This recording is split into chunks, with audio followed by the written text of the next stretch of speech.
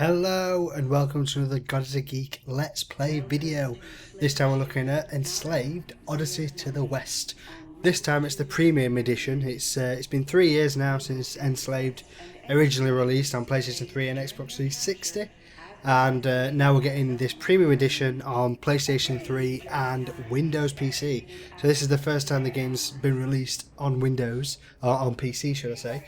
It's Windows PC just at the moment, hopefully. You never know, some magic might happen and Mac gamers without the ability to dual boot or the multitude of different ways that they can get PC games, Windows games to work on their Mac, it might come to Mac. But at the moment it's just Windows PC. But like I said, it's the first time that Windows players ever had a chance to play it, and on Steam it fully supports things like cloud saving and achievements and big picture mode, which is how I've been playing it personally. But you know, we finally get a chance to see what all those PlayStation 3 and Xbox 360 players were triumphing, were shouting about from the rooftops 3 years ago. It's a bit of a long time since the game's released to be getting a re-release, especially seeing as this premium edition doesn't have, it's not a HD remake. It's not, it's not nothing massively special. I mean, it gives you the DLC that came out for the game. And it gives you 3 character skins as well. So there's classic monkey, there's ninja monkey, and there's sexy Trip, like robot sexy Trip. Trip is the female character that you just saw running out of the pod just there and running off. So this first part of the game, obviously tutorial section of the game, gets you used to Monkey's abilities, what he can do. Right at the beginning of the game, all he can do is run and jump. I mean, the environment kind of takes people out for you without you having to do anything. You will get to see later that Monkey can hold his own as well. He just needs his gear back in order to be able to do that. So as I said, this is the PC version of the game, but you will see that it's popping up with Xbox controls. That's because I am playing it with an Xbox 360 controller plugged into the PC. So you can, if you've got an Xbox controller, you don't have to play it with keyboard and mouse or anything like that. It's a PC game, but we've moved on now. Not all PC games are played with the keyboard and mouse, but the best ones are. So you can see this part, everything's going wrong. This is post-apocalyptic future Earth. You'll see later on that the ship that you're on, the slave ship, is crash landing in New York. So you got to basically get off the ship before you die with the ship, basically. One thing I did like about the character design, I mean, I've never played Enslaved Odyssey to the West before this version of the game, the PC version, the premium edition, and I kind of like that. His name's Monkey, and he looks like, if you're just looking, it looks like he's got a tail, is what I'm basically saying. If you're just concentrating on where you're going and stuff, and it's just the little sash that he's got coming off of his belt is just in the periphery of your vision, it's easy to mistake it for some kind of a tail. One of the interesting things as well is that Monkey is played by Andy Serkis, who played Gollum and King Kong and Caesar in Rise of the Planet of the Apes. So this is the 3rd time that Andy Serkis has played a monkey in different roles. So obviously, like I said, King Kong, Caesar, and now Monkey in this. These parts aren't very difficult. I mean, you can see there that the hold points where you can grab onto kind of shimmer and shine when you're near them, so you can see what it wants you to go towards. But because of the lighting, sometimes it can be a little bit difficult to see. But if you just spend a moment to have a look around, it's not that difficult. And he kind of snaps to them as well, so you don't have to worry with things like jumping onto the beams that I just did then. Monkey will kind of do that himself. You don't have to worry about the platforming aspect of it. Not with the thin beams anyway. You do have to with the big platforms that you really shouldn't be missing. But with just the thin beams, it's not that much of a problem, and he kind of snaps to them.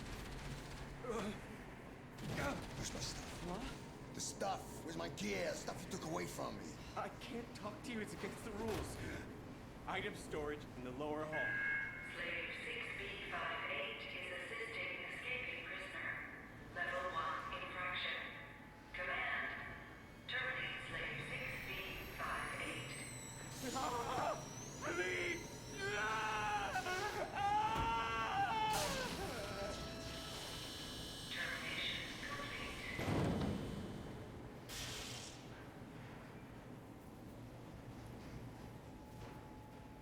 So you can see that the slaves aren't very well treated, you could say. Just for helping Monkey, that guy got killed. So that kind of sets the tone for the game. Once we get outside, you'll see that it's all nice and green, and you know you'd be easily mistaken it for a paradise of some sort.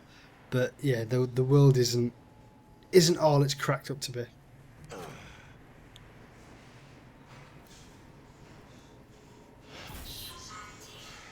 A little bit of a montage of Monkey putting his gear back on, getting his massive staff. There we go.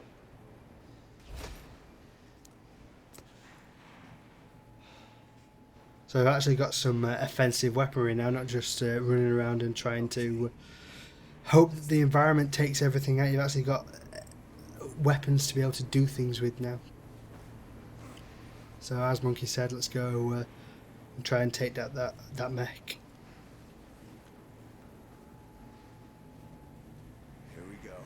One thing that is interesting is that part, the shield automatically blocking bullets. It's only a limited time, but it's something that I wasn't expecting to happen. I was expecting to have to like wait for him, you know, typical video game logic of waiting for him to reload before dashing between cover points or something like that.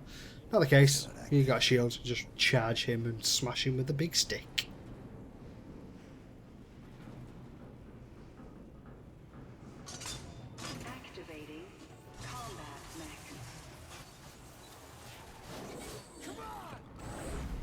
So finally into some proper combat now. Again, it's still tutorial, so it's teaching you things like blocking and evading there. So it's still tutorial, but you actually get to do some combat now. It's quite a fun combat system as well. I mean, it's nothing on the level of something like Batman or even Assassin's Creed really, but it's, you know, it's hack and slash combat. The couple of blocking moves and things like that, but it's nothing out of the ordinary, but it's fairly well put together.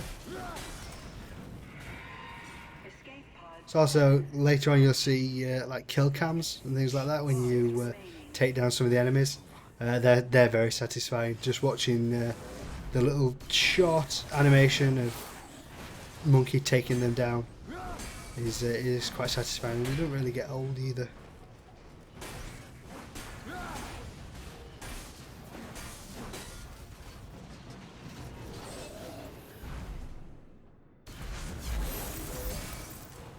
Yeah, we've got more things to add to his arsenal as well. We've got stun attack now. That wasn't a very forgiving camera angle, but that would have been the kill cam I was talking about. We'll be able to see it later on, I'm sure. But yeah, that wasn't very good. Hey! Hey! Open the door!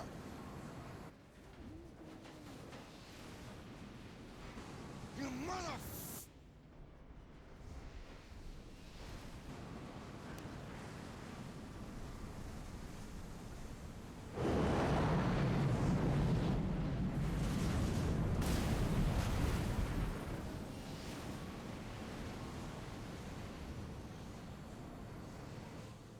Nice sweeping camera angle there of the ship that you're on in order to get to the point where we are.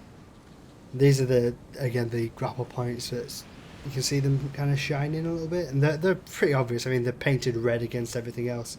Typical video game logic of if something's expected to be used, it will stand out. So it's kind of similar to Mirror's Edge, where everything that you could run along and grab onto was red. Kind of similar. Everything that you can grab onto will be red, so you can see the points in the background as well. Red, so you know that you're going to be climbing along the walls again in a little bit.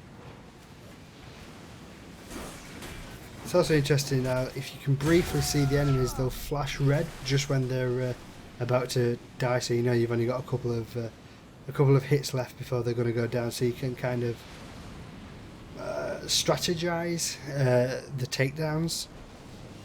So if you can like make one of them red, or you know, flashing red, so that you know you've only got one hit left, you can move on to something else. If you want to do that, you know, you can strategize. It's nice to know that things are kind of on their last legs without having health bars. It's all built in. In fact, even later on in the game, when you do get the headband, and you get the hood, the heads-up display. Even that aspect is explained. You know, Monkey comments that he can see things in his vision now, and then Trip just basically says, "Yeah, that's so you can monitor your health." So it's all explained away in the story. It's, you know, even things like the hood that you would expect to be, you know, a typical video game thing is explained in terms of the game's world, which is kind of a nice thing. Escape pod 4 launched. 3 pods remaining.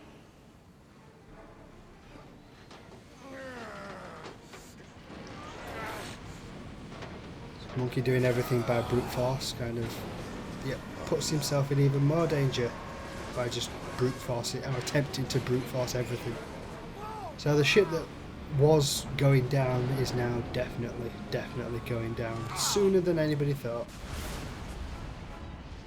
Because, you know, the game is filled with these kind of cinematic moments, and this is a really good example of it. It zooms in on the building that you're going to be smashing into if you don't climb up in enough time, basically. And I'm sure the game is timed to hit it just after you move away, just because I've done that section multiple times, sometimes faster, sometimes a little bit slower, but always it hits just as I leave that last as I land on that last part. So I'm sure that it's timed, but it leads to a nice cinematic moment that you know, a little bit of dread as you can see the ship going smack bang towards the building. Escape pod 2 launched. There's one escape pod left, and we've got to get there before the time runs out.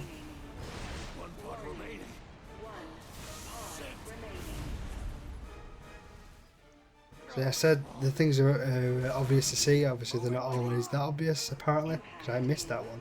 I missed those as well. Maybe it's just, you know, the countdown of the game starts me panicking. I can hear it, and I need to get to the end, and I'm not quite there yet. 10 Panic. seconds. 9. But Trip's in the escape pod, and Monkey's just climbed on top of it. But that's Enslaved Odyssey to the West Premium Edition.